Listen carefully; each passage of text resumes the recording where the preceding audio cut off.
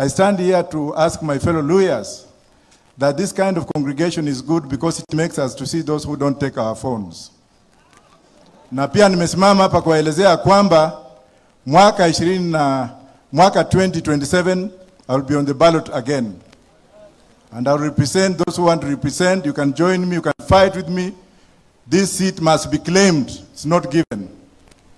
Mheshimiwa Mudavadi, I've known you for so many years. I pay tribute to you as a gentleman. You are one of the most gentle people I've ever met for the years we have been together.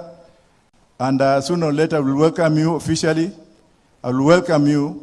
Kwenye bandu balu ya bosi balenje moyo nguku mwane Mudavadi. Mudavadi yako na roho safi. Mudavadi hana matusi kama sisi.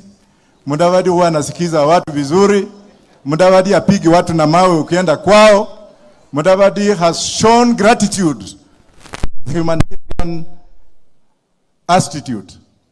But I'm here to mourn the mom of my friend. Even though your job is very sensitive, we know that you are there. The commandant of GSU, Mr. Langat, I thank you very much for speaking for the police because I was one of you.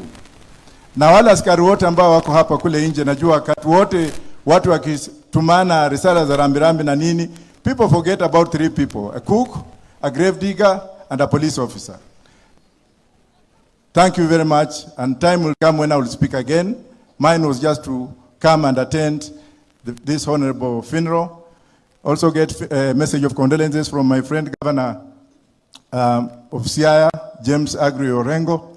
I was traveling to him to Yoma, but I excused myself to come here.